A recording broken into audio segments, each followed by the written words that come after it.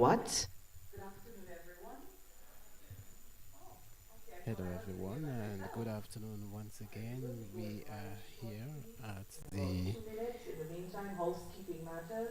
Dominica China Friendship Hospital at the lecture hall. That's where we are broadcasting our second broadcast for today. We were at the Goodwill Parish Hall earlier on today from this morning about 10 after 10, and then we left 1:35 thereabout to be here for another broadcast. It's Engineers Week 2025, and so the Dominica Association of Professional Engineers has organized this debate, and over at the podium we have Sheena Hari, who is a public speaker and no new person to the media, and we get ready for this debate. It's going to be an interesting one, academics versus the Dominica State College. Let's go across to Sheena. Okay, good afternoon, everyone, and welcome to the Dominica Association of Professional Engineers debating competition. Of course, this forms part of Engineers Week that we are celebrating. My name is Sheena Hari. I will be your moderator for this afternoon's debate. Before we get started, I would like to invite the president of the DAPE to officially welcome you to this afternoon's activity.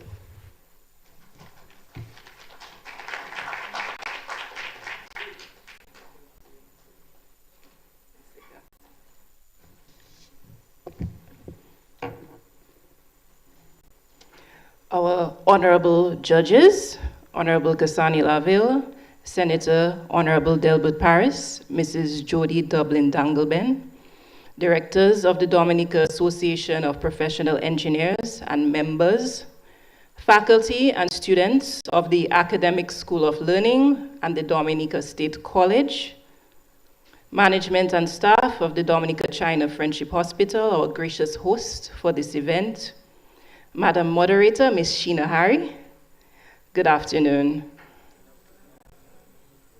It is my pleasure and thought-provoking event organized by the Dominica Association of Professional Engineers, DAPE, as part of our celebration of Engineers Week 2025. As we come together today, we are reminded of the crucial role that engineering plays in shaping the world around us. Engineers are innovators, problem solvers and creators, continuously working to improve infrastructure. It is through this lens of progress and innovation that the radiology department with 5 imaging modalities, oxygen production plant, dialysis machines, and various other health technologies where engineering is required. This year, we are proud to engage our youth in an important discussion about the future of engineering. And we are especially excited to have students from the Dominica State College and the Academic School of Learning participate in today's debate. The topic: the rapid advancement of AI is a threat to engineering jobs and will soon lead to a lack of innovation in the field. This topic is one that touches on the intersection of technology, creativity, and the ever-evolving world of engineering. Through this event, we aim to inspire the next generation of engineers, encouraging you all to embrace innovation and think about the role you can play in shaping the future of engineering in Dominica and beyond. Whether you are considering a career in engineering or just simply interested in the discussion, I hope that today's debate sparks your curiosity and encourages you to learn more about this fascinating field. The Dominica Association of Professional Engineers believes that it is essential to foster an environment where young people are encouraged to think critically, engage in research, and explore the future of the fields they may one day pursue. We also recognize the importance of engineers being skilled communicators. The ability to present ideas, arguments clearly and persuasively is vital, as engineers often need to present technical proposals and projects to funding agencies, management teams, boards of directors, from diverse backgrounds. In these situations, we must be able to convince stakeholders that our initiatives and complex methodologies are valuable and worthy of support in the long run. I would like to take a moment to thank the participants, the schools, and the teachers for their hard work and dedication in preparing for today's event. Your passion and commitment to this conversation will help to push the boundaries of what is possible and create a brighter future for all of us. I would also like to thank our corporate collaborators for this event, ACE Engineering Limited, whose representative is here with us today, who sponsored the awards for the debaters, Do It Center, who also sponsored prizes, Argos Dominica Limited, who sponsored the live broadcast via Kyrie FM, and the Dominica Hospitals Authority for allowing us to use this wonderful venue free of charge at the Dominica China Friendship Hospital. I must also add that this space is available for rental for all of your events. Thank you to our celebrity judges, our esteemed judges, who are all engineers and who have volunteered their time and their talent to being here with us today. A special thank you to engineer Jennifer Joseph James, who was the lead engineer for this event. Thank you. To the audience, I encourage you to actively engage, listen closely, and reflect on the perspectives shared by the debaters. This is an opportunity to learn, grow, and think critically about the challenges and opportunities that lie ahead in the world of engineering. Thank you once again for being a part of this exciting occasion, and I look forward to a lively, insightful, and inspiring debate. Let the debate begin.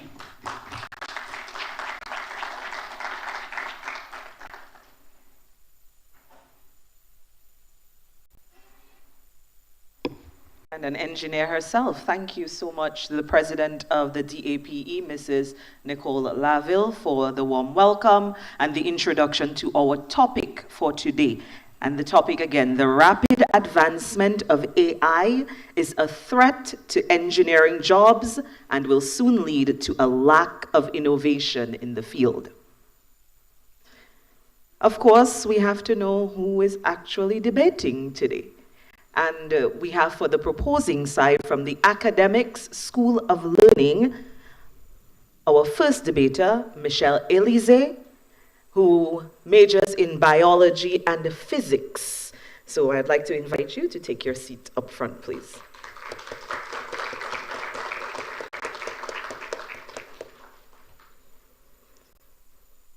And his partner in crime, Kayleen Dupree, who is a law student at the Academic School of Learning. Welcome, Kayleen.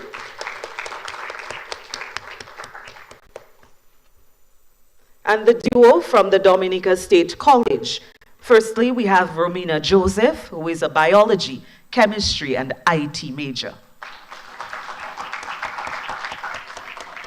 And she's accompanied by Genoa Dangleben, a computer science major at the State College. Welcome, Genoa.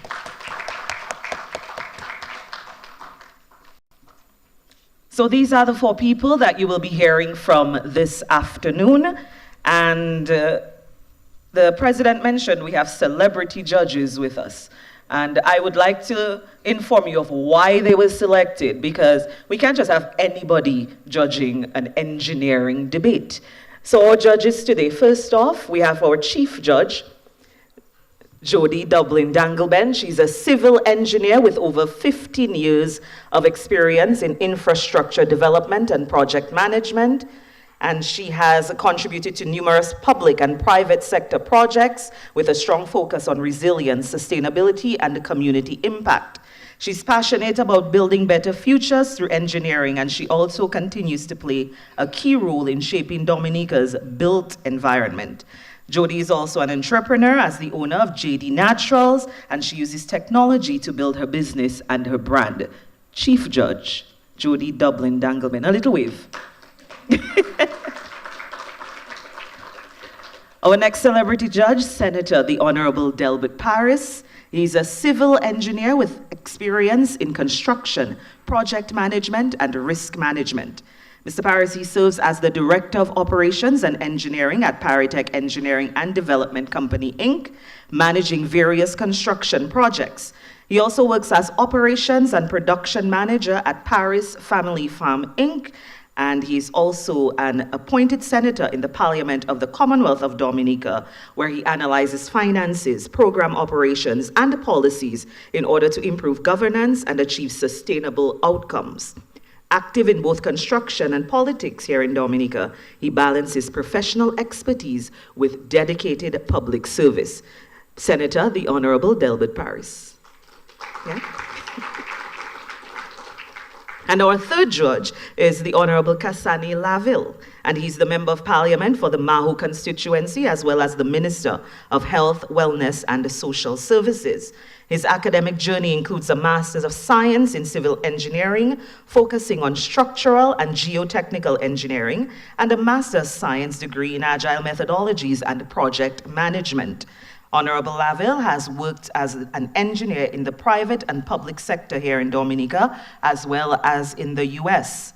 Two notable projects include the calibration of pavement design parameters for the North Carolina Department of Transportation, and also the foundation design for the Mercedes-Benz Stadium in Atlanta, Georgia.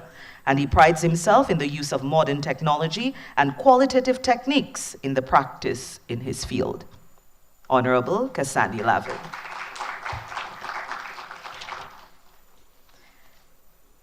And we'd like to also tell you about how our debaters will be judged, just so you have an idea of what the judges are looking for today. The total points that they can accumulate is 100, each debater. The categories: soundness of the points that they present, 35 points. Logical development, 20 points. Audibility and clarity, 15 points. Posture and personality, also 15 points. And command of the material, 15 points. Again, for a possible total of 100 points. The process of the debate. First, we'll hear from the leader of the proposing team, that is Mr. Elise. He will speak first for a maximum of 10 minutes. He will be followed by the leader of the opposing team, Ms. Joseph, also for a maximum of 10 minutes. Then she'll be followed by Ms. Dupy from the Academic School of Learning, and she will present for the proposing team for a maximum of 7 minutes, followed by Ms. Dangleben from the opposing side, also for a maximum of 7 minutes. Followed by these presentations, we will give them 5 minutes to prepare their rebuttals. The leader of each team will present their rebuttal for 3 minutes. Then it will be time for deliberation. That is when the judges will be sequestered in a room, and they will get to talk it out a little bit and decide who will be the winner of today's competition, as well as the best speaker for today's competition. At that point, we may engage in a little discussion. If you have some questions, we have all these professionals sitting here. Maybe you have questions about the field, maybe how much money they make. You can ask them. If you want to know how much engineers, you can ask them. That's okay. So we'll engage in a little discussion, a little rapport in between while the judges deliberate, and then the judges will return and we will present the winners. We'll present awards for the best speaker, and of course we have tokens for all participants. Okay? Are we clear on that? We good? Excellent. All right, so our timekeeper for the debaters, she's sitting right here. Wave, oh, that's you. Mrs. Laville, switch with my timekeeper, please. I want to, so they can have a clear view of the timekeeper. Better, yeah? Very well, clear view. So this is our timekeeper. So when there's 1 minute left for your presentation, she will signal. And she'll also signal at the end of your time. Okay? We clear? Excellent. All right, so like Mrs. Laville said, let the debate begin. So I present our first speaker on the proposing side from the Academic School of Learning, Mr. Michel Elise.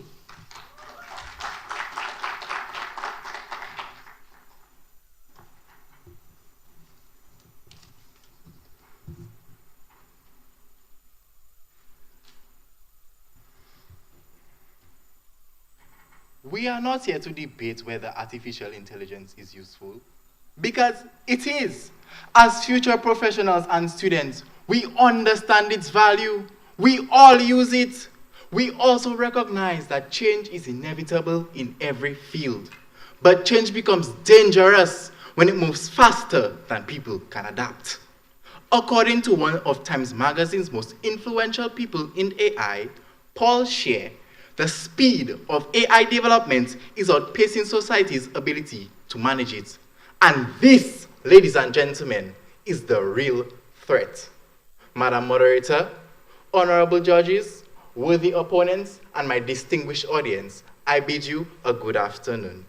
My colleague and I stand resolute in supporting the moot that the rapid advancement of AI is a threat to engineering jobs and will soon lead to a lack of innovation in the field.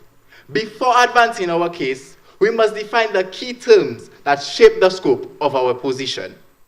Paul Scher's article, Making Sense of Rapid Technological Change, defines rapid advancement as a swift and significant development in a particular field characterized by quick changes or developments that surpass previous norms. A threat is a potential source of harm, risk, or disruption that may negatively impact individuals, systems, or institutions. Dan Segall defines AI as a technology that uses algorithms to simulate intelligent behavior and is capable of learning, reasoning, and making decisions based on data. According to the National Assessment Governing Board, engineering is a systematic application for solving problems that involve creativity, experience, and accumulated disciplinary knowledge. The term engineering is left to be interpreted to broadly include various jobs in aerospace, civil, mechanical, and electrical engineering, among others. McKinsey & Company defines innovation as a process of translating creative ideas to develop new outcomes driven by human ingenuity and problem solving. In essence, we affirm that the rapid pace at which machine-driven automation is advancing threatens, displaces, and undermines professionals whose roles depend on creativity, expertise, and problem solving that is essential to true innovation in the engineering field. Moderator, permit me to concede the obvious. AI is a useful technology that has assisted research and development in various fields, from aerospace and civil engineering to healthcare and education. But, moderator, here is where our concern lies. When AI advances quicker than we could regulate, it takes over tasks without the creativity that human engineers bring to the table. I will present 3 compelling arguments to establish our case, and my colleague will reinforce our stance with 3 additional points. Firstly, AI-driven automation is displacing engineering jobs. Secondly, the rapid advancement of AI is creating legal gaps in employment protection for engineers. And last but certainly not least, over-reliance on AI leads to skill decay. Firstly, in a 2025 article by AC Marketing, it was asserted that artificial intelligence isn't just knocking at the door of the global workforce, it's barging in and rearranging the furniture.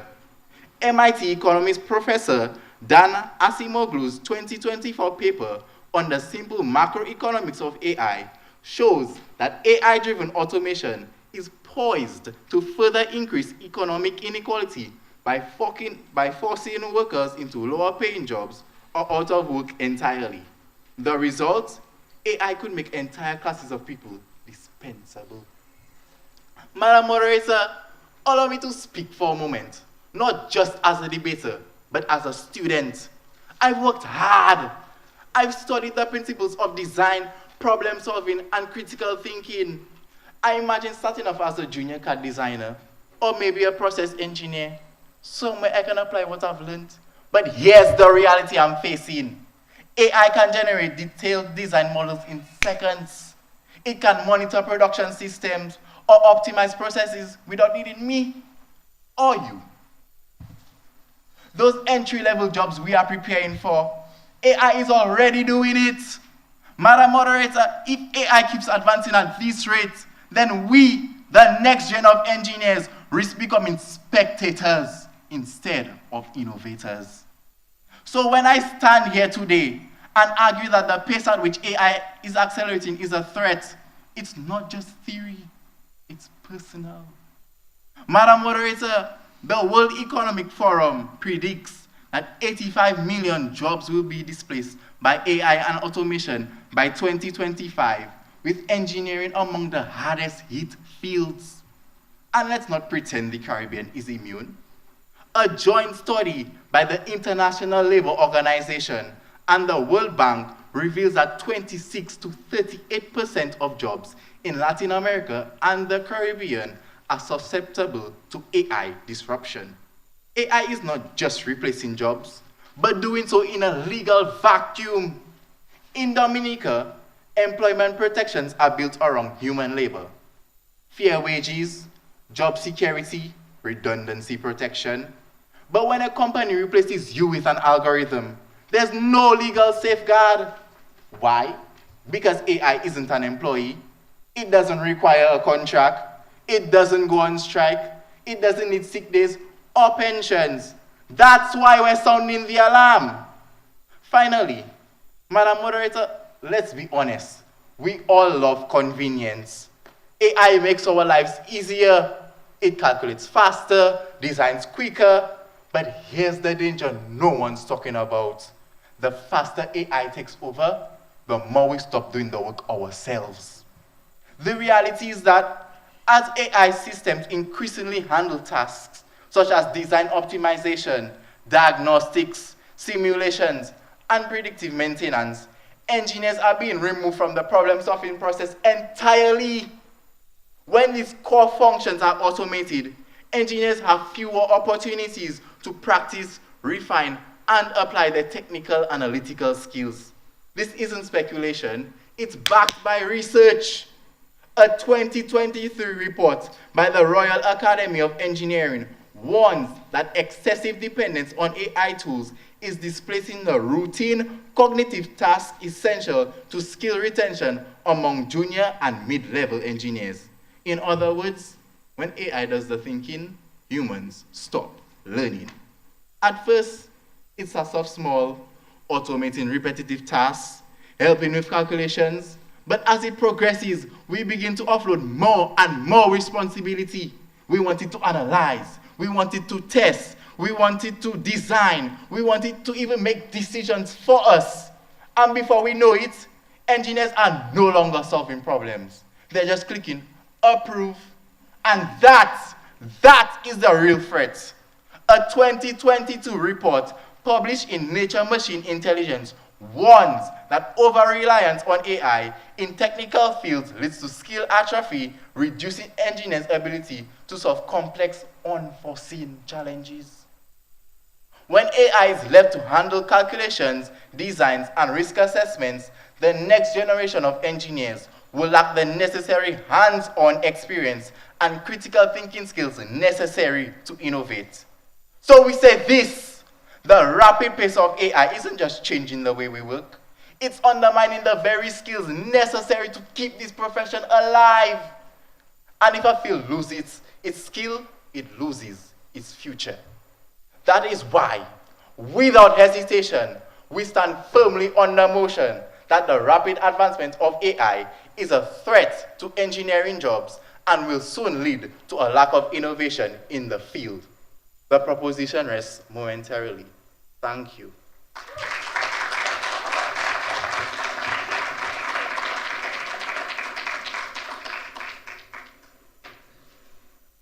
Another round of applause for Mr. Elise, please. Thank you very much for your contribution. And we welcome next from the opposing team, Ms. Romina Joseph from the Dominica State College.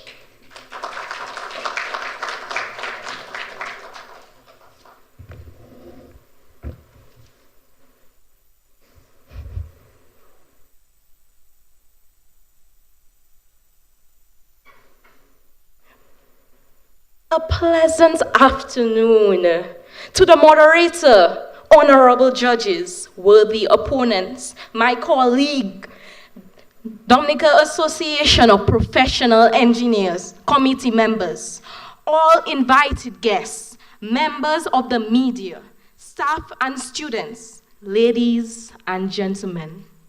The rapid advancement of AI is a threat to engineering jobs and will soon lead to a lack of innovation in the field. Laughable. I emphasize this to make my firm opposition to the motion clear. In simple terms, the mood suggests that AI will compromise job security for professional engineers in the near future. However, this claim is deeply flawed and borders on propaganda. Before delving into my arguments, let's define some key terms. According to the Merriam-Webster dictionary, rapid refers to a fast rate of motion, activity, or occurrence. Advancement is the progression to a higher stage of development. Artificial intelligence, or what we call AI, is the ability of computer systems or algorithms to imitate intelligent human behavior. According to the Oxford Dictionary, a threat is an expression of intent to cause harm or damage. Engineering is the application of science and mathematics to make natural forces and materials useful to people. And innovation refers to the introduction of something new. Now, why is this claim fallacious? Firstly, AI fosters innovation rather than stifling it in fields such as mechanical, civil, electrical, and software engineering. Secondly, professional engineers' expertise and judgment remain irreplaceable, especially in unpredictable situations. And lastly, AI will generate more engineering roles, not fewer. For these reasons, I strongly oppose the motion. So let's explore these points further. Fundamentally, and for clarification, AI does not hinder innovation in the engineering field. Instead, it acts as a catalyst for breakthrough advancements. In engineering, AI-driven algorithms are enhancing the design of structures, vehicles, and systems by simulating and testing multiple scenarios rapidly, allowing engineers to explore innovative solutions that would have taken far longer manually. According to an article published by Aviva in 2024 titled "Predictive Maintenance Using AI to Prevent Equipment Failures," it says, and I quote, "The use of AI in predictive maintenance where anticipates equipment failures before they occur is also pushing the boundaries of operational efficiency, leading to cost savings and uptime. Furthermore, AI is enabling new areas of research and development, such as smart materials and autonomous systems. As highlighted in a study titled "AI in Engineering, What's Next?" published by McKinsey & Company in 2021,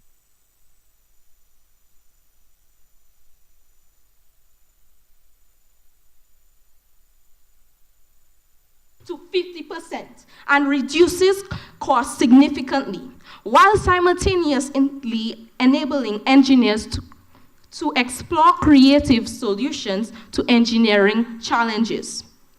Rather than inhibiting progress, AI is accelerating it, driving the engineering sector toward a future of greater innovation and sustainability. Secondly, while AI brings remarkable advancements to engineering, my worthy opponents, do you really believe that it can ever replace the irreplaceable?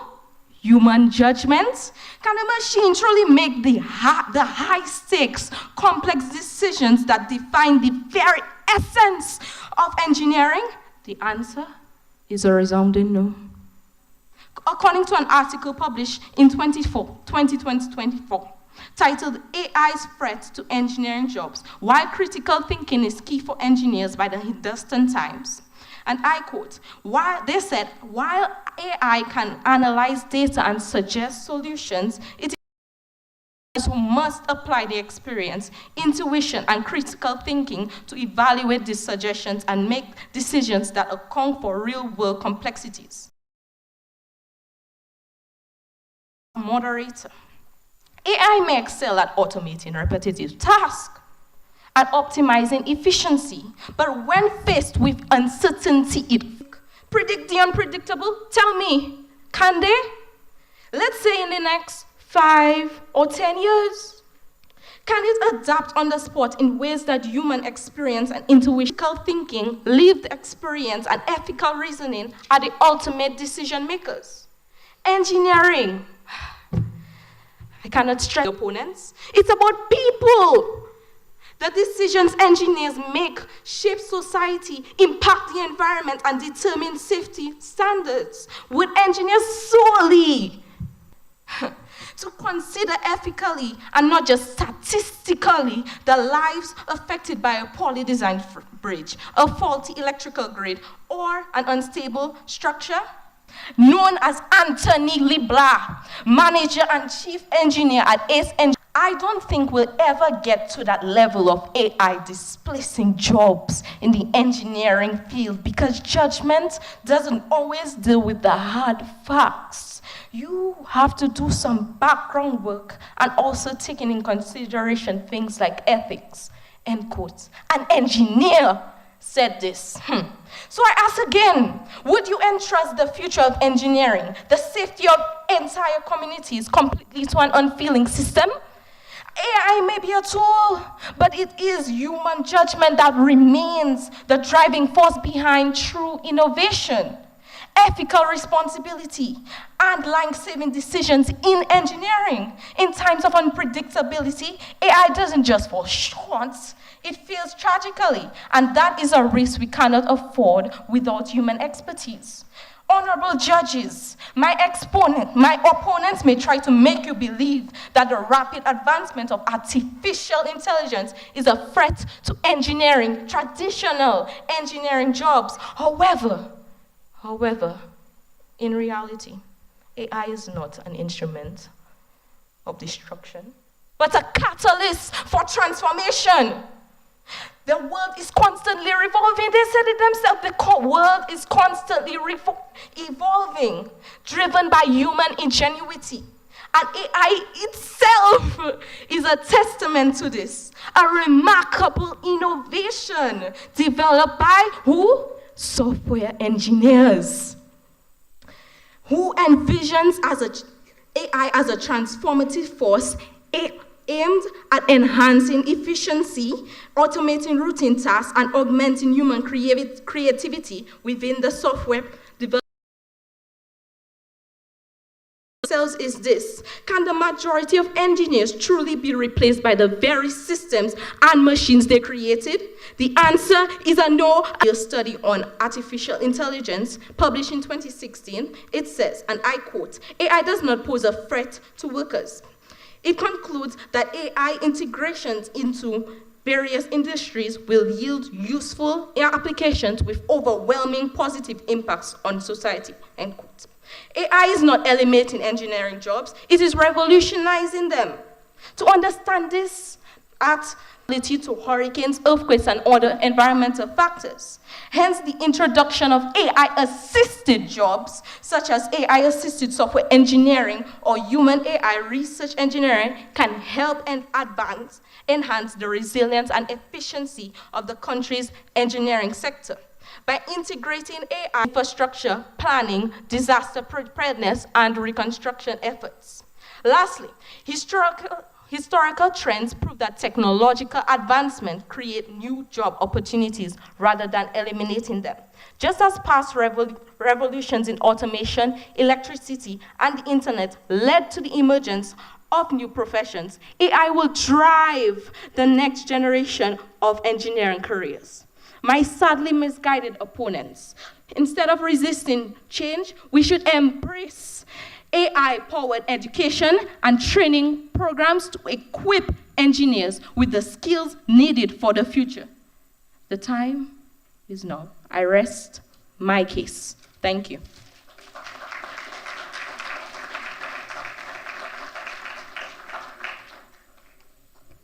Thank you so much, Ms. Joseph, for that presentation. And we move on to the second debater from the Academic School of Learning, the proposing team, Kaylin Dupuy.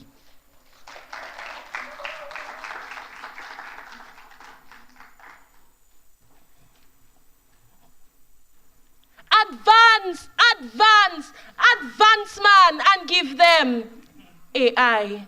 It's a line that echoes exactly how we are approaching AI technology. Charging forward, full speed ahead, blindly, with no safeguards in place. Madam Moderator, esteemed judges, worthy opponents, and distinguished audience, good afternoon. My colleague has laid the foundation, demonstrating how the rapid pace of AI is a threat to engineering jobs, but this is only the beginning. To reinforce our case, I will now address 3 additional threats in the engineering field. 1, AI is disrupting intellectual property norms in engineering. 2, AI-generated solutions are prone to errors and bias. And 3, AI weakens collaborative innovation. Madam Moderator, a pressing legal threat posed by the fast pace of AI in the engineering field is the uncertainty surrounding intellectual property ownership and authorship. Engineering is a discipline deeply rooted in original thought, protected under legal instruments such as patents and copyrights. However, as AI systems become more capable of automating technical designs, schematics, and engineering solutions, the question of who owns AI-generated content becomes increasingly complex and largely unresolved. According to the World Intellectual Property Organization, the existing IP system was developed to protect creations of the human intellect. The emergence of non-human authors and inventors challenges the core assumptions of that system. This presents a twofold legal problem for the engineering profession. Engineers use AI design platforms may not have a clear legal claim to the outputs they generate, especially when the AI systems are owned or developed by a third party. In such cases, it is legally unclear whether the engineer, the employer, or the AI developer holds the rights to the resulting innovation.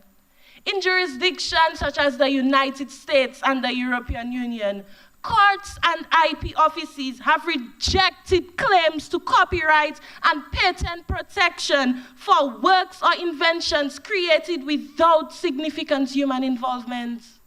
The United States Copyright Office explicitly stated that works generated entirely by AI are not qualified for copyright protection as they lack human authorship.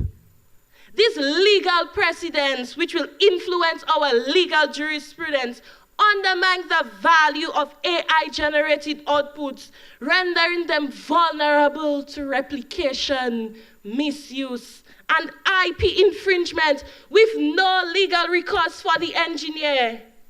Madam Moderator, the rapid pace of AI advancement has outstripped the legal infrastructure meant to protect intellectual property in engineering. Until legal systems evolve to define and enforce rights over AI-generated outputs, engineers will remain exposed, stripped of ownership, stripped of authorship, stripped of recognition in a profession built on those very same principles. Furthermore, Madam Moderator, AI systems are only as good as the data they're trained on. AI models are trained using large data sets. These models learn patterns in the data and use these patterns to make decisions or generate outputs. If the data is flawed, biased, or limited in scope, the AI will reflect those same limitations without knowing it's doing anything wrong. In engineering, this becomes dangerous. AI might recommend designs that worked in the past, but are certainly not suited to new climates and materials. It may miss emerging risks that are not yet in the data. As Gary Marcus, AI expert and author of Rebooting AI, puts it, AI systems can be confidently wrong, and when we trust them blindly, the consequences can be fatal, especially in high-stakes fields like engineering. Madam Moderator, engineering has always thrived on collaboration. Diverse teams of engineers brainstorming, questioning, and refining ideas. A 2023 article in the Harvard Business Review observed that over-reliance on AI within engineering teams has already begun to reduce critical discussion and stifle creativity, especially among younger engineers who are more likely to defer to the system's outputs rather than question them. When the level of collaboration that is required to drive innovation is replaced by over-reliance on automation, we slowly eliminate innovation, and that is precisely the threat that this motion seeks to expose. Madam Moderator, we take pride in our engineers in Dominica. Mr. Fabian, Mrs. Laville, Honorable Laville, when we hear these names, we feel proud. Their work is not just technical, it is a craft, a responsibility, a commitment to safety and innovation. But what happens when AI begins replacing them? At this rate, we may soon have to rename the Dominica Association of Professional Engineers to the Dominica Association of AI-Controlled Engineers. Because if AI continues on this unchecked path, there won't be many human engineers left to be part of it. And so we stand firm in our position. The rapid advancement of AI is a threat to engineering jobs and will soon lead to a lack of innovation in the field. Thank you.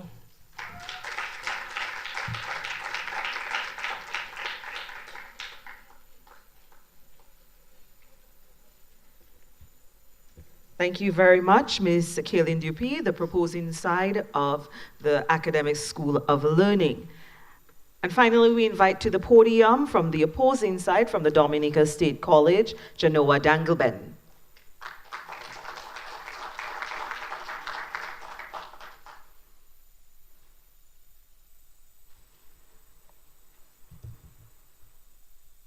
Good afternoon, humans. Or rather, I should say, ladies and gentlemen. Avid judges, Madam Moderator, my competent opponents and colleague, members of the audience, good afternoon. Romina, my most able colleague, provided 3 sorted points. I will now offer 2 more points to complete our argument against the topic. The rapid advancement of AI is a threat to engineering jobs and will soon lead to a lack of innovation in the field. I will strengthen our opposition to the moot by proving that, 1, AI is proof that engineering jobs are advancing and therefore is a tool, not a replacement. 2, AI has flaws and is not as diverse in its manner of thinking. Hence, it cannot be a threat and creates a lack of innovation for engineers in the field. First, I want you to know that AI is a tool and a replacement by no means. I prefer that what I'm about to say remains with you whenever you witness and acclimatize to this impressively grand innovation. Tools are not made to replace their users. The sole purpose of a tool is to enhance the user's experience in whatever implementations it is used for. However, Many people have ingrained in their heads that AI is repurposing its existence because of its powerful and quick intelligence. A fear factor has been placed in many individuals since the exponential emergence of LLMSs. This is what you call large language models, such as ChatGPT, Gemini, OpenAI, to name a few. I am sure most of you are familiar with this type of machine learning. In fact, an article titled, "Why Artificial Intelligence is Not a Threat to Jobs," states that the World Economic Forum estimated 75 million jobs to vanish by 2022, but 133 million new positions will replace these. With the current rate of development, AI is not a competitor, but a junior assistant. We fail to realize that AI's inception was since the 1950s, and with each decade, its growth has been to benefit humans, not replace us. And that fact will not change now that it has become more prevalent. Anthony Libler, Director and Chief Engineer of ACE Engineering, one of our local engineers, answered the following question in an interview. My colleague asked Mr. Anthony, and I quote, "How can engineers adapt their skill set to remain relevant in an AI-driven workplace?" He answered, and I quote again, "The first thing is understanding its limitations and understanding how to manage it, because you cannot remain relevant unless you understand those things and understand the AI environment, what it's built of, how it works, how to manage it, and what to expect from it." End quote. While AI has the potential to automate many tasks, leading to job displacement in some sectors, it will also create new jobs and transform existing ones, requiring workers to adapt and upskill. As artificial intelligence threatens to eliminate some jobs and change the skills needed for others, upskilling and reskilling strategies are essential for businesses to have in the workforce they need for employees to stay relevant in the job market. Madam Moderator, it is incontrovertible that AI is transforming work in engineering fields, requiring new competencies. However, upskilling helps employees to adapt to new technologies, become familiar with AI tools, and maintain relevance in the evolving job market. Judges, you are paragons of expertise in your distinctive area of work. You have good experience in your field. And you know that implementing new technology is only as successful as the ability of the workforce to adapt to the change. So when we say that the advancement of AI is rapid, that is not true. AI has been glacially evolving, and we are reluctant to change with the progress of artificial intelligence since it boomed in 2022, leaving us shaking at our core with fear and astonishment. Moving on to my second point, AI has flaws and is not as diverse in its manner of thinking. Hence, it cannot create a lack of innovation for engineers in the field. IBM, International Business Machines, defines AI as the technology that enables computers and machines to simulate human learning, comprehension, problem solving, decision making, creativity, and autonomy. However, this definition is partially wrong. AI cannot simulate human creativity. It lacks moral and ethical decision making, and most of all, it lacks emotional intelligence. All of these are the fundamental backbone of what innovation stems from. Audience, we should not compare our human brain with the neural networks of a computer. While AI is incredibly powerful at processing data and identifying patterns, it misses something fundamental: the human touch. 75% of Dominican engineers selected no to a close-ended question from a questionnaire created by my colleague and me, which asked, "In this new era, has AI proven to be a hindrance or threat to the innovation of engineers?" The professionals who attempted this questionnaire know what they are talking about. My worthy opponents, While AI can generate variations of existing ideas, AI cannot innovate from scratch and think of something completely new while understanding the significance of human society. And that's where we come in. Opponents, your claim that AI creates a lack of innovation is false. In most creative works done by AI, it is not hard to identify the nonsense of error in its art. AI may be able to analyze millions of customer values, but it cannot truly understand how a product makes someone feel. The real magic of modern innovation happens when we stop thinking of AI as our replacement and start seeing it as our collaborator.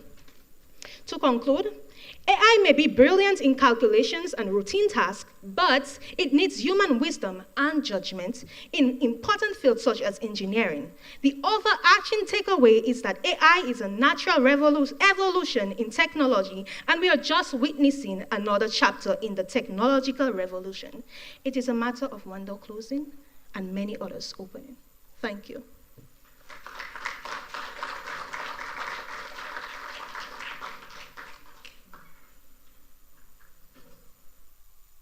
Thank you so much, Ms. Dangleben. Another round of applause for our debaters. And at this point, they will be preparing their rebuttals. So I ask for complete silence as they speak it over. Yeah, so remember you have 5 minutes before your rebuttal, and your time starts now.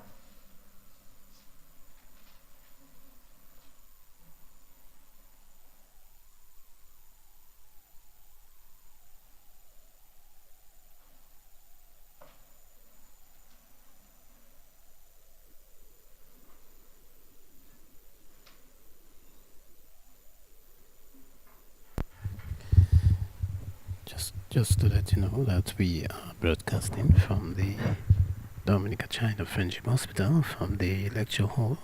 New facility, as we heard from one of the officials. Well, Mrs. Laville said that we can rent this facility for those who have their functions, events. Yes, it is available for rent. So if you're having a seminar, conference, or even a debate, you can always use the facility to hold your events.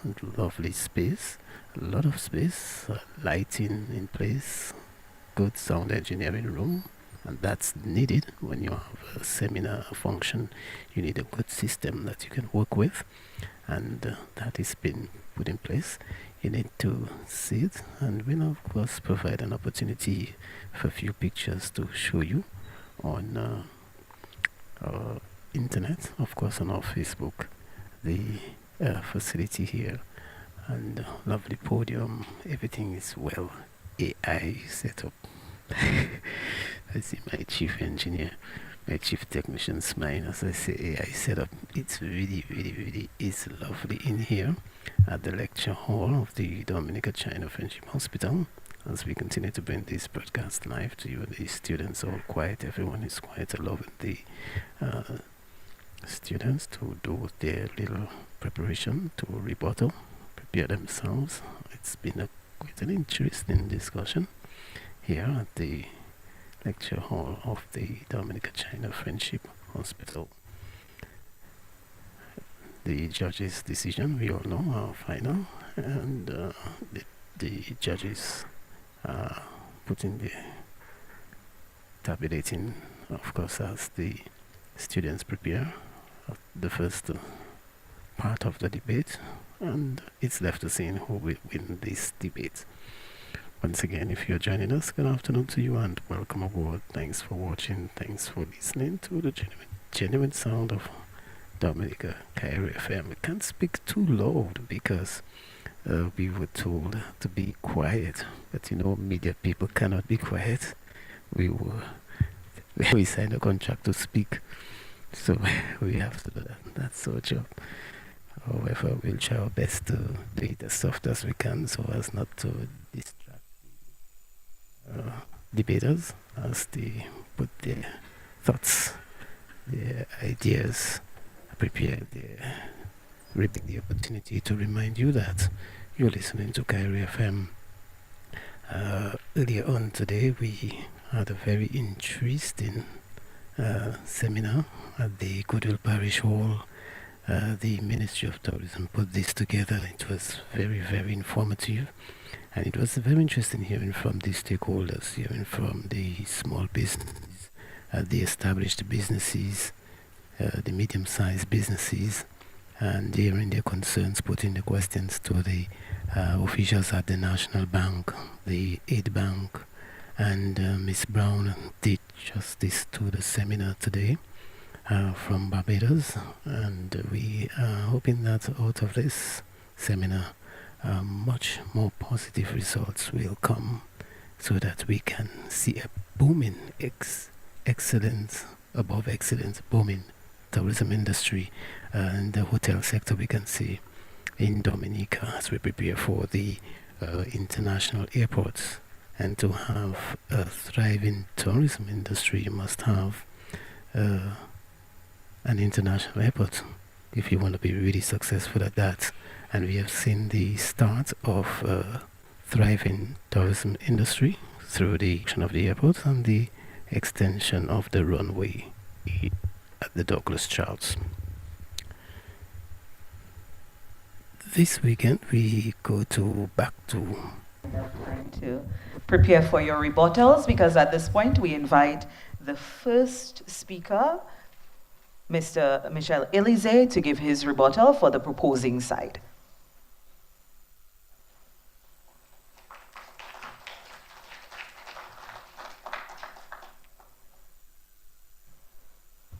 Good afternoon once again to all. Thank you, opposing team, for your presentation. But respectfully, I must say you've completely missed the point. We are not arguing that AI is threatening. We are not arguing that the advancement of AI is threatening engineering jobs, but the speed of its advancement. You argue that AI is simply a tool, an assistant, a catalyst, not a replacement, and not a competitor.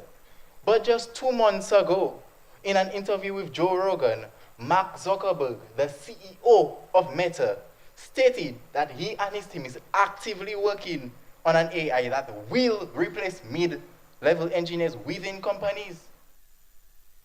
Judges, our argument is more credible for one more reason. We are not arguing against AI, we are warning against its speed. The opposition wants you to believe this is all progress, but progress without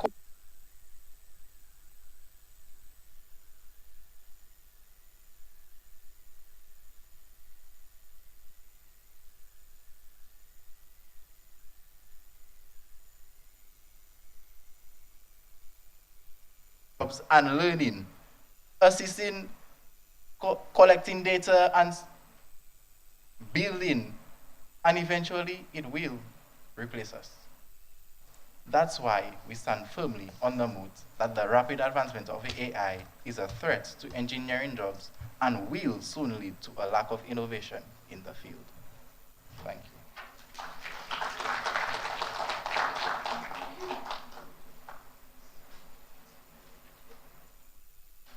Thank you so much, Mr. Elise. And for the opposing side with the rebuttal, Romina Joseph.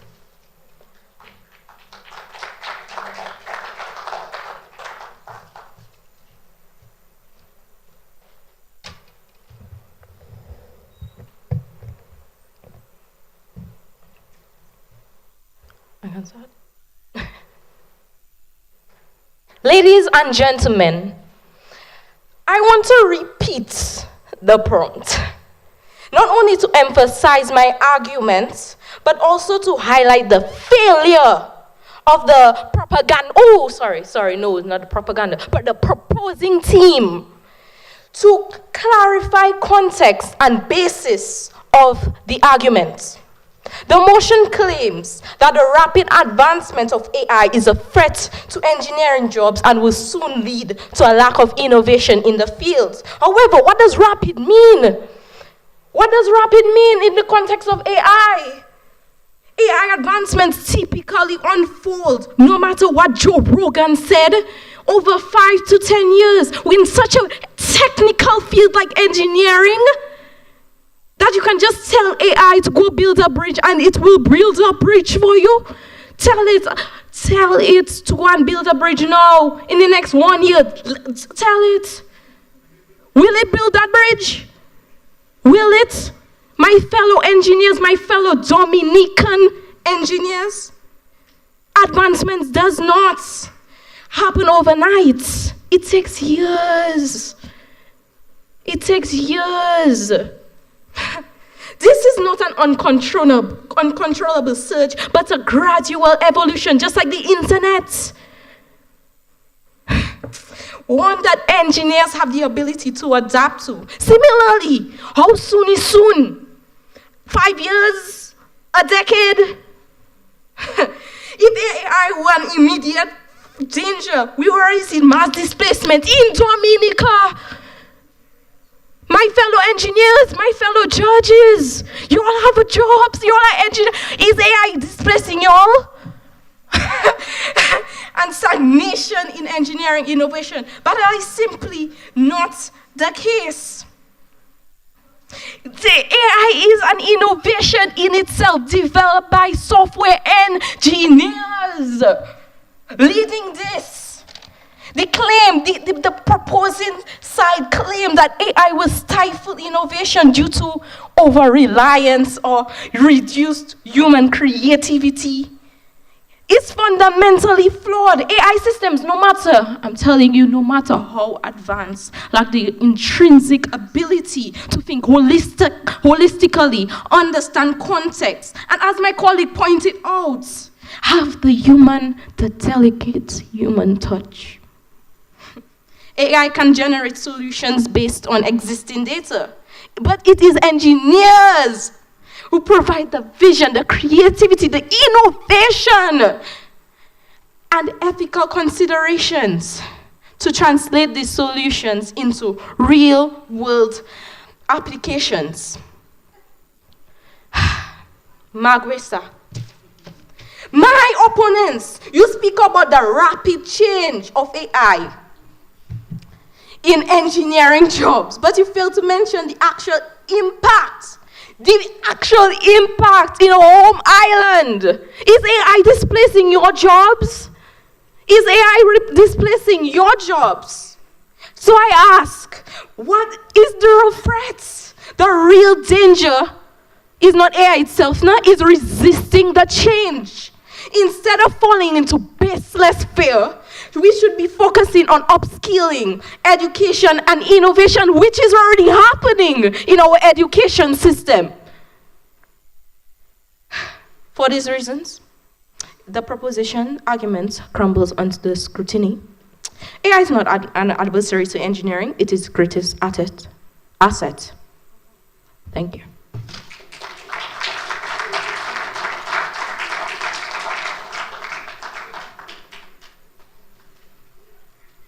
Thank you very much, Ms. Joseph. And once again, another resounding round of applause for our debaters. So at this point, judges, you are excused for deliberations. We have our ushers here to show you to your room. Thank you.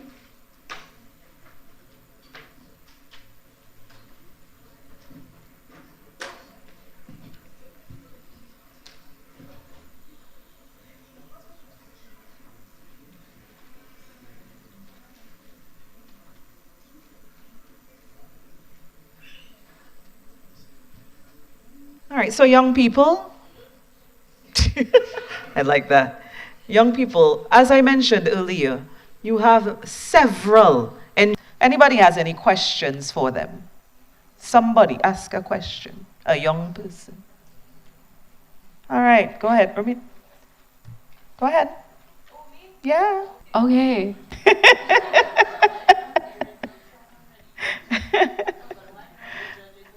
After. She can come to you and ask, but no. So he says the money is attracting him to the field of engineering. How about you, next to him?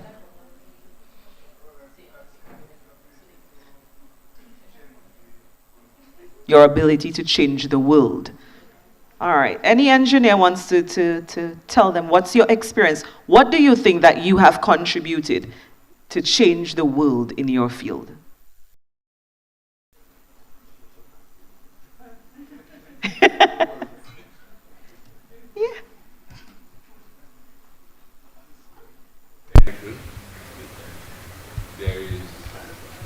turn and reverse, in local parlance, mash up the place, and somebody got to build it back, hopefully stronger than it was before.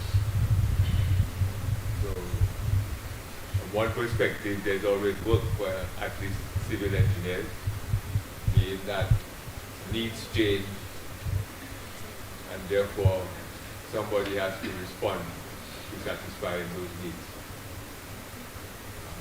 There'll always be work for engineers, so while he talks about the money,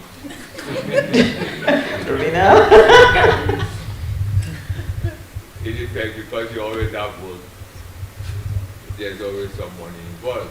Whether it's sufficient is another story. But employment is almost guaranteed, which may be a very important issue in times to come.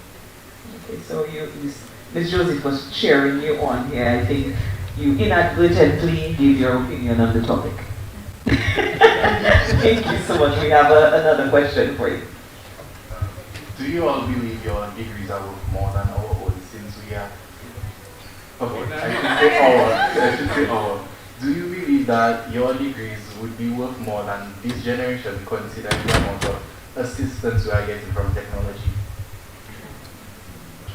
Well, you still have to use your head, eh? You have to make, as you also mentioned, critical judgment as to what is good and what is better. But I would like to make a comment on it. I feel that I don't think we can downplay the dangers of the modern technology to the whole human experience, because one of the things that a lot of studies are showing now is that we have shorter attention spans because of the technology that we're consuming. So it's gonna have an impact on us, and I think it's sometimes negative. And the ability to focus on a task, if that diminishes, that's going to have a negative impact on society. It is having that negative impact right now. And so I think it's those kind of challenges, we have to be able to confront them. It's not a question of it causing a particular harm or not. It's that these technologies do have positive and negative impacts. We have to embrace the positive impact and mitigate the negative impact. Question in the back? A question for the engineers. Can you describe the process of studying as well as what interested you in studying engineering?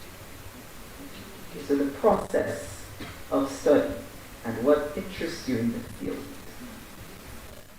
Anybody else? Mrs. Stanley, you want to tackle that one? Well, you were standing, so I think. Okay, go ahead. No? Okay.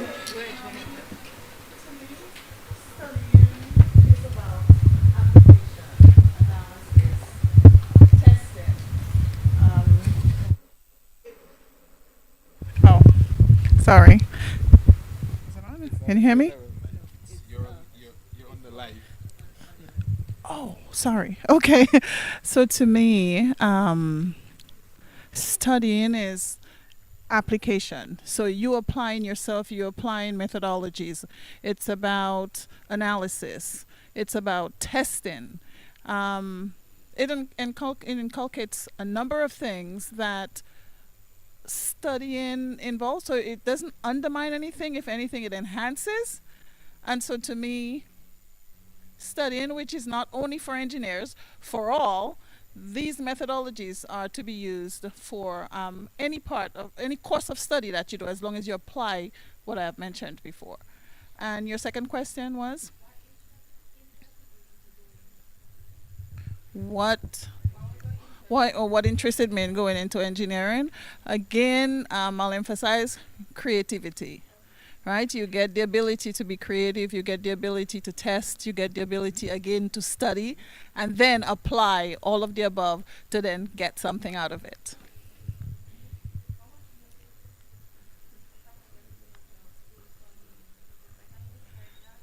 How many years did it take me to become an engineer? So in my case, it was a little bit different because I did a major and a minor. So it took me 5 years. That's it. Thank All you. right, thank you. Another question in the back. Go ahead.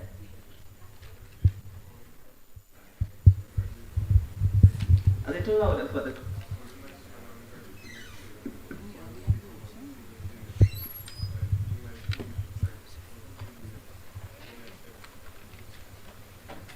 Next step after graduating with an associate's degree, civil engineering, is that?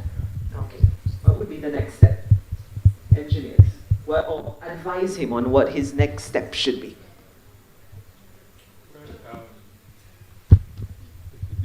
Engineering is a very wide field, and if he's into civil,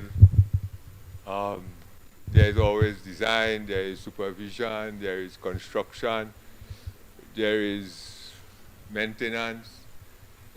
There are various aspects. So you have to find your niche. Sometimes it may be more than one aspect of civil engineering. Sometimes you go where the opportunity presents itself. But nevertheless, you have to keep on searching to see what will satisfy you the most and where the opportunities lie, of course. Yeah, anybody else wants to tackle the question? Yeah. 1 second. I think the next step really is to decide where you're going next in terms of, are you studying or are you working? So if you have the opportunity to study, you want to see what schools that may interest you, what institutions have expertise or a particularly good program in the area that you're interested in, apply to those institutions. If that's not working out as fast as you want to, you may think of getting a job in the field. It may be, if you're in civil, it may be in a construction, in a company that employs civil engineers. So you're developing your skills, you're learning if you're not studying. But if you can study, then you go the next step to getting an advanced degree in engineering. All right, and I also want to encourage you all to visit the Facebook page of the DAPE, because one of the engineers did give a little insight into next steps and what you should be doing when you're studying. And one of the things that she says is that engineering is continuous learning. So even if you're not at school doing the actual academical aspect of it, you continue to learn in the field as you work in the field. And you also have to take the responsibility. You have to also be responsible for that part of your learning as you continue in the field. All right, so visit that page because there's lots of insight on the Facebook page, okay? All right, we had a question from the top. Engineers, how do you feel about AI agents? Phil? Question. Sneakily. This one? Yeah, I don't use them a lot. Sometimes I try a little bit, but I'm not. I don't really use them a lot, so I can't really speak to it. In my job, it's not something that we use, but on a personal level, I do. I actually, because of some of the things I subscribe to, I have access to some of the more advanced models, but I do not really get a lot of use out of it for the moment. It's an old school, new school kind of argument here with the use of these. Maybe yeah? it's just that I'm older, so I don't really push into that area a lot, but I don't know what it is, but Okay. yeah. Anybody else? All right, another question up front. I know both are important, but as an employer, would education or experience be more presentable? Very good question. Good question. I think experience probably, that's my own personal opinion, experience is probably more valuable. But experience from someone who you can see is teachable, somebody who will learn. So if you want to accomplish a particular task, if somebody has expertise in that particular area, that's more valuable to you as an employer than somebody who has a degree in a field that may be more broad and the person has not worked in the specific area. To me, that's more valuable. But if the person is very teachable, that is probably more valuable in the long term. I think it's situational, but if I'm employing somebody, I want a job done, it's the immediate experience that's probably more valuable to me. Yeah. Anybody else wants to respond? Experience versus education. They both go together. Mm-hmm. Learning is a continual process. So while you have the education in the formal setting, that it doesn't stop there. It continues. Similarly, the experiences that you go through help to build up your knowledge and help you to understand better what you learn in school or otherwise. So one cannot really put them in terms of which one is more valuable. They both are. So life is a continual process till the Okay, go ahead, Jennifer. So in my working industry, one of the things that I have seen a lot of in terms of corporate America, what they do is based on the job requirement. If you have more education and less on-the-job experience, that may play a role where you may be favored. In other circumstances, it may be more experience and less of a skill set, but it all depends on what you bring to the table and how you present it at the interview.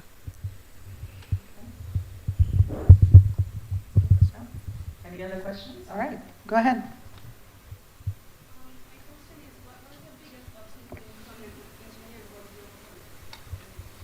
Excellent. What was your biggest obstacle in becoming an engineer? Okay, Mrs. Saville in the back. We'll take that one.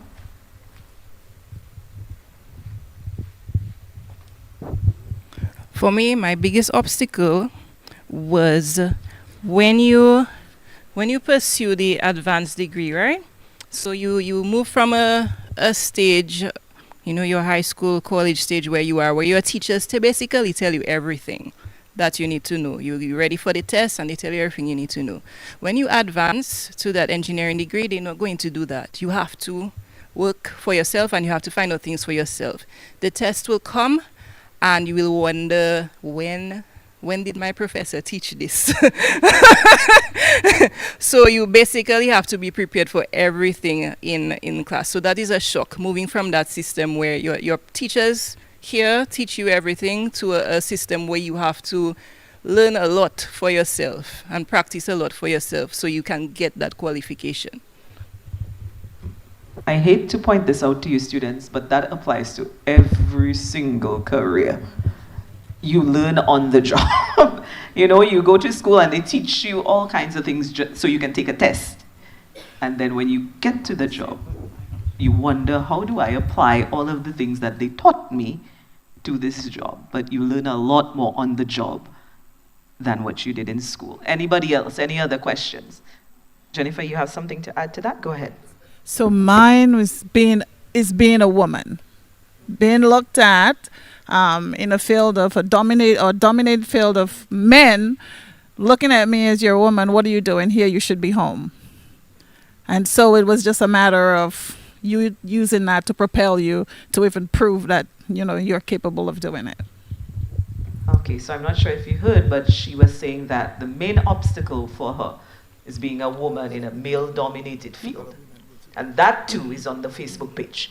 We spoke about we spoke about that on the Facebook page, being a woman and what it will take for you to excel in a field where men have dominated for generations. But it's wonderful to see that many women are on board. We see Mrs. Laville, we see Jennifer, we see one of our judges, also an engineer, and in the back, so we see a few women who have excelled in the field, and of course, young ladies, if you are interested, be sure to pick their brain after, okay? Any other questions? Anybody else? Yes. Oh, hang on 1 second. 1 second. What is being said concerning the male-dominated field, because I am the main lecturer for the Building and Civil Engineering group at the Dominica State College, right? I also deliver courses to the architecture group.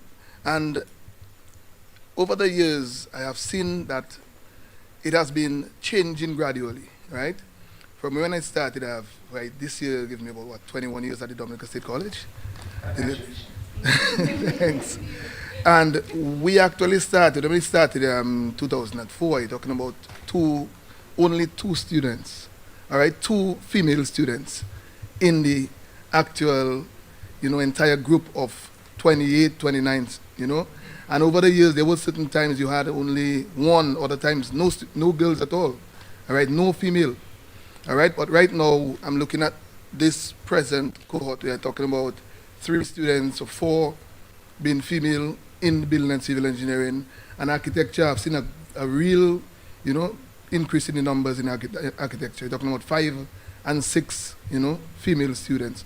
So it's something, it's work in progress, all right? Because the ladies are becoming more, comfortable with the male-dominated fields, and I really, support that movement. Thanks. Thank you so much for that contribution. Go ahead.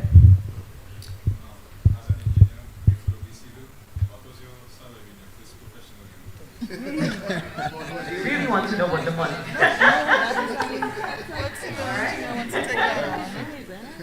That's a long time ago. My salaries are not what they used to be. Yeah. Then, that was many, I want to know how many years ago, but in the civil service at the time, maybe $3,000 or $4,000, maybe. A month, you're talking about. That was a long time ago. Very long time ago. Yeah. Yeah. I should have been an engineer a long time ago. Well, according to the public service at the time, an engineer was paid a little bit more than a graduate teacher. Although the degrees would have been same bachelors, but engineer was given a little bit more. But also, sometimes it depends of your responsibility on one company. So there are many companies have several engineers on different levels. So depending on your responsibility as for example, general manager, project engineer, or engineer on the field, so that's different level. All right. Anybody else with a contribution to that? Nobody else wants to say how much they made? No, I don't want to say. I don't want to say how much I made, although I don't think I can remember exactly how much I made in my first year. But I would say generally, engineering is a field in which, compared to a lot of other professions, we are fairly highly paid compared to a lot of other professions. And there's also a lot of scope for building a business, in terms of there are lots and lots of engineers that have gone into business for themselves. I'm not talking in Dominica only, but globally. So it's a field that even if you may not be highly paid as an employee of a company, you still have a lot of scope for employing yourself as an engineer. And that's one of the benefits of a field like engineering. That is if you have really put in the work when you're in the young stage of your career, in terms of studying and learning the skills and so on. Yeah. Thank you so much. Any other questions? Students? Yep, go ahead.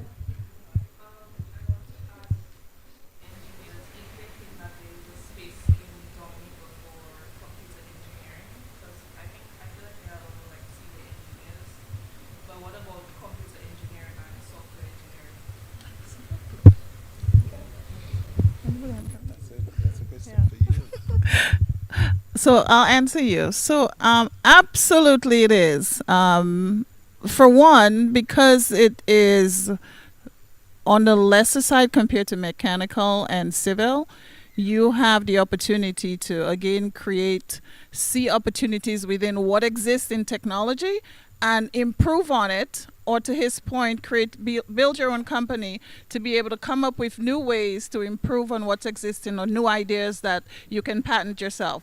But there are very many opportunities in the field that I work. I see that with not only technical support, but also application development. There are a number of programs that can be written not only through AI or without AI that you can use to help data analysis or, anything that you put your mind to it. So you have an upper hand in terms of computer engineering. Anybody else wants to contribute to the discussion or to the question? Okay. All right. So thank you so much. As you can see, our judges are done with the deliberations. So that means it's almost time to announce winners. But before we do that, I would like to ask our chief judge, Mrs. Jody Dublin Dangleben, to offer some feedback on the competition, please.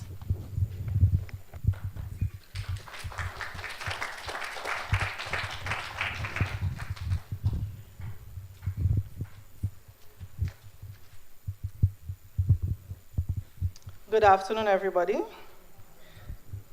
So on behalf of the celebrity judges, we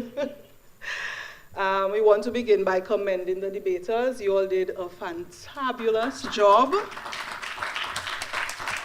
It was very engaging. We loved the command of the material that you all had. And as well, thank you to the audience for joining us. I feel that you all really researched well your topic. You all had a good command of your material, and the deliveries were very, very extremely passionate, I must say.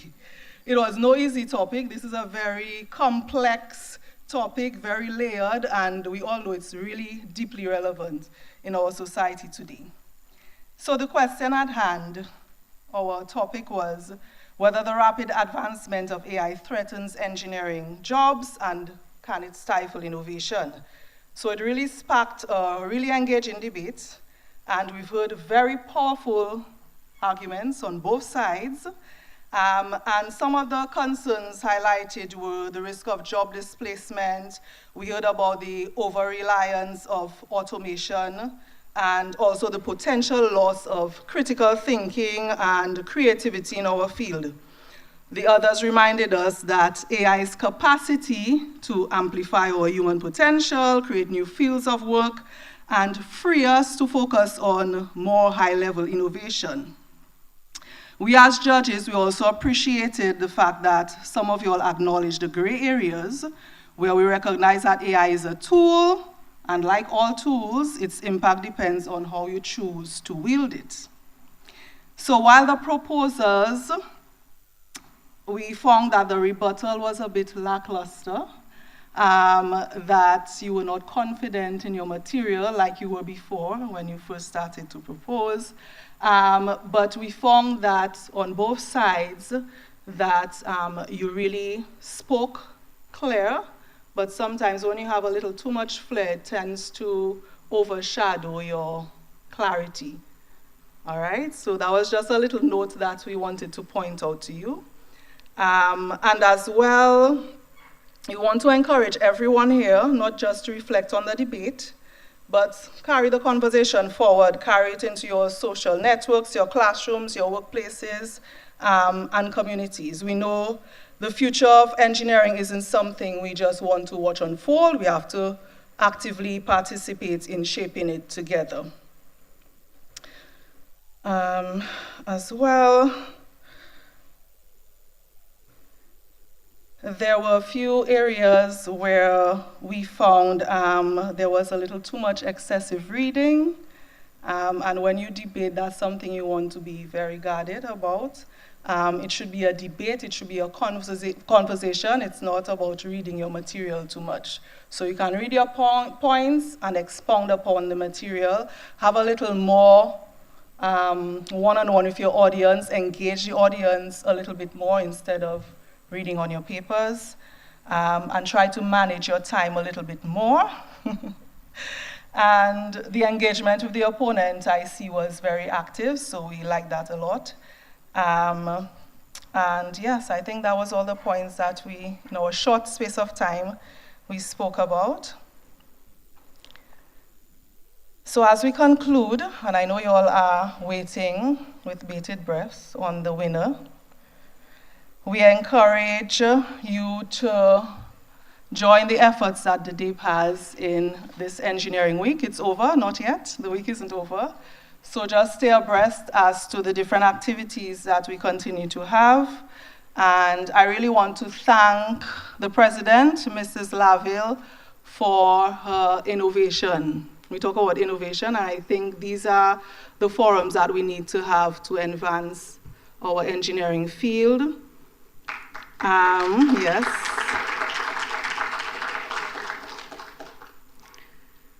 So, for the final moment, the winners with...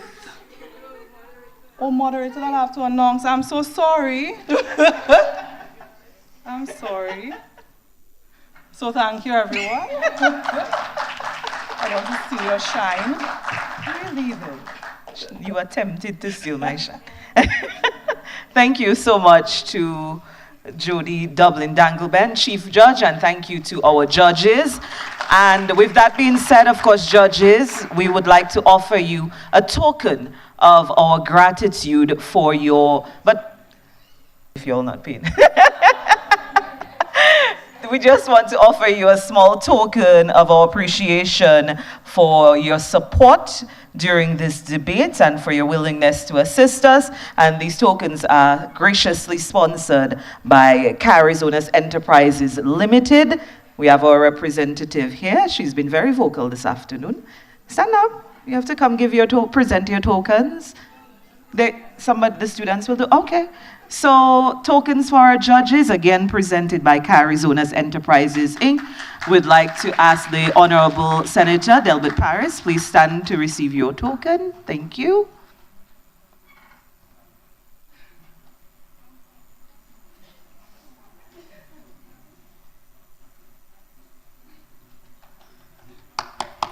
Thank you very much.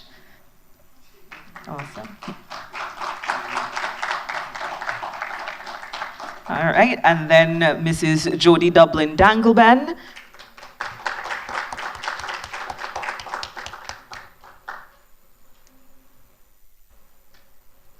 Thank you very much. And Honorable Cassani Laville, thank you so much.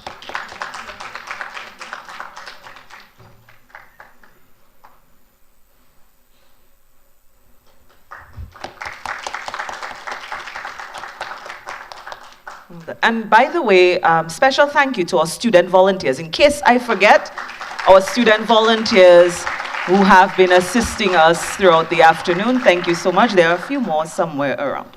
Oh, there they are. Thank you so much, all of you. And extra credit. Wonderful. All right, and then nextly we want to present some gift certificates to all the debaters, and that's courtesy of Do It Center. So first I will ask Mr. Michel Elise to please stand for your gift. So they all get gift certificates. It's not a winner kind of vibe. Everybody gets one. Yeah?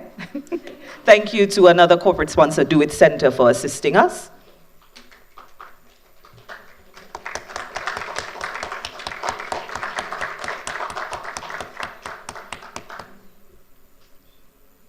Wonderful. Kayleen Dupree, thank you so much.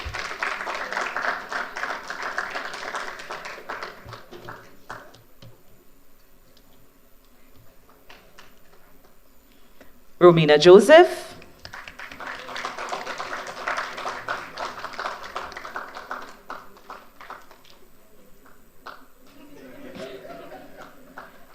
And Genoa Dangleben.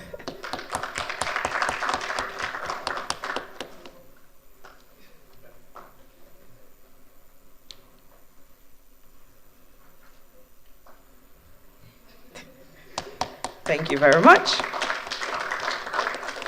And I'd like to also take this opportunity to thank IS Engineering Limited. IS Engineering Limited is the sponsor of our plaques and our prizes to the winners. And for your information, the winning prize is $1,000. I know. And the runners-up will receive $500. So thank you so much to IS Engineering Limited for your contribution. No drum roll? But before I announce the winner, I know, the award for Best Speaker. And the judges have decided that that award goes to Kaylin Dupuy from the proposing side.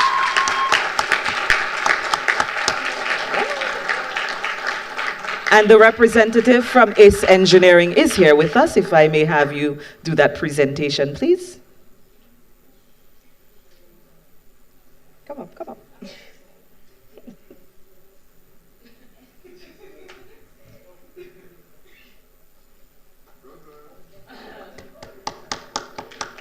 Well done, Kaylin. Congratulations.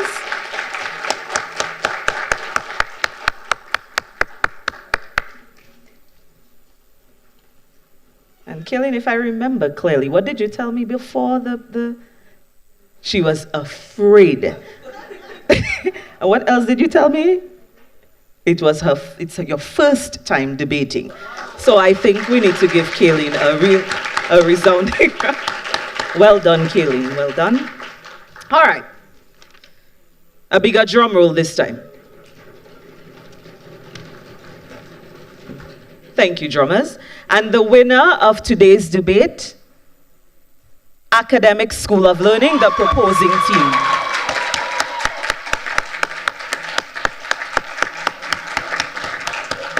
Well done. Y'all, $1,000. Go get your $1,000. You want to? Yeah? That's fine. All right, so, ladies, commendable effort today. I really want to say that, especially, sometimes it's even more difficult to present on a topic that's not your field of expertise. You know what I mean? Where maybe a science is probably what you do. But then you researched and you did very well. So commendable effort. I'd like to present first Romina Joseph. Well done, Romina. Thank you so much. And Genoa Dangleben, again, the Dominica State College.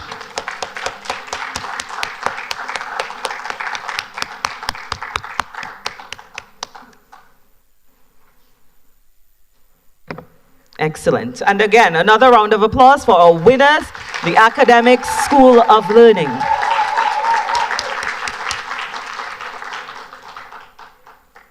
Mr. Which one do we have first? We don't want to give them the wrong certificate. There we go.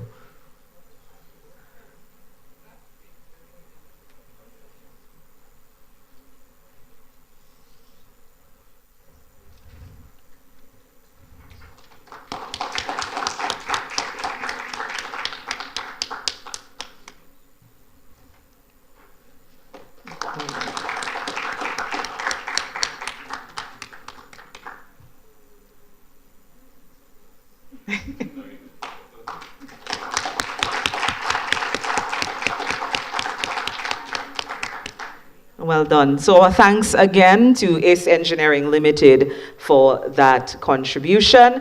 And that takes us to the end of the debate. Thank you again to all of you for showing up today, and to the students who came out and they asked the questions. Remember, the judges were not there, so you can ask them after. I'm sure they'll be very willing to speak with you afterward. Right, Mr. Paris? All right, so you can ask them those questions afterward. Thank you to the engineers who are here today and who engaged the students and answered their burning questions. Thank you so much for your contribution. I would like to again thank all our corporate sponsors for their support for today. Of course, Do It Center and Carizonas Enterprises Limited, and ACE Engineering Limited. Thank you to all of you for your contributions today. Thank you to our media partners, Kyrie FM, for their support today as well. Thank you for bringing our activity live, and I hope everyone continues to... the live broadcast compliments Argos. Any representative here from Argos? My apologies. But the live broadcast is being brought to you compliments of Argos. So thank you so much for that. Thank you for joining us this afternoon, everyone. We appreciate you. Thank you to Mrs. Laville, President of the DAPE, and to the other executive members who have made this possible and who continue to plan for the rest of Engineers Week. And I wish all of you, on behalf of the students, the debaters, a happy Engineers Week. Thank you, everyone. Have a great one. Once again, congratulations to the students who did very well at the debating competition. Congratulations to Mr. Mitchell and Kaylin, you said? That's right, congratulations. Have a little chat with me before we wrap up. First of all, congratulations. What gave you the edge? I mean, I'm not sure if these were your real thoughts or you did it because you were debating, but how do you feel? Well, it's a little bit of both. Biophysics major, and I really love technology and entrapped by AI. I just felt that, this is a topic that I can really handle and I can really bring forth. So to be here today and to discuss that with such amazing people in the field, it was really an experience to me. Congratulations once again. Academic school. You don't know what to say? How do you feel having won with your partner? Okay, having won with my partner, I feel great because we really put a lot of work and a lot of practice into preparing for this debate. It was both of our first time, so seeing that we emerged the winners is a great experience for us. Perfect. Congratulations and keep up the good work. Right on. We heard it there from the winners of this debate competition. That's the Academic School of Learning. So once again, congratulations. Good things come from the town of Portsmouth after all.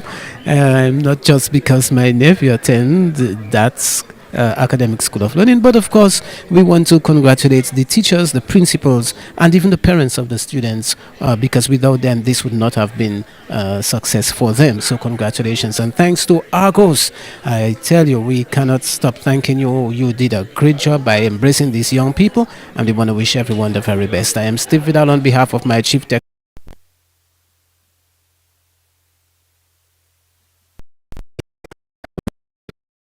Forget tonight we have the Dominica Association of Industry and Commerce. Ashma McDougall and the team will be in tonight with a special program from 7 o'clock, and then at 8 o'clock we'll be in your Real Talk. Don't forget as well the Cancer Society's AGM on Saturday. Join us for live coverage of that, and then we head back to Maho on Sunday night. Yes, it's all about cricket, the finals. Good afternoon. Back to Master Control and DJ Snow.